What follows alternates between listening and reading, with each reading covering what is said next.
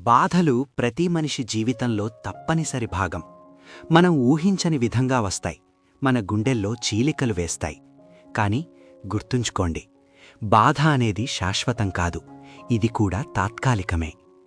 పరిస్థితులు మిమ్మల్ని ఎంతగా భయపెట్టినా అవి మిమ్మల్ని ఓడించలేవు, మీరు ఒడిసి పట్టుకుంటే. మీ లోపల ఒక శక్తి ఉంది, అది మీరు అనుకోలేనంత గొప్పది. ఆ శక్తిని నమ్మండి. బాధపడుతూ కూర్చుంటే బలహీనపడతావ్. బాధ వచ్చినప్పుడు మూలకుబడి కూర్చోవద్దు, లేచి నిలబడండి. ఎందుకంటే ప్రతి చీకటి రాత్రి తర్వాత ఒక వెలుగుతో నిండిన ఉదయం వస్తుంది.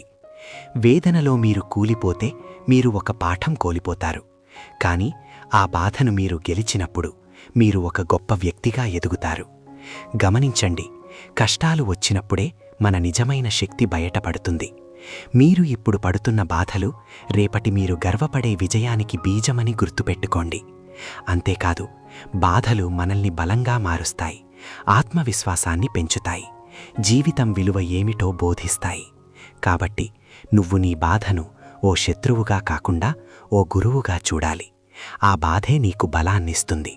ఆ నిద్రలేని రాత్రులే నీ విజయగాథల అధ్యాయమవుతాయి.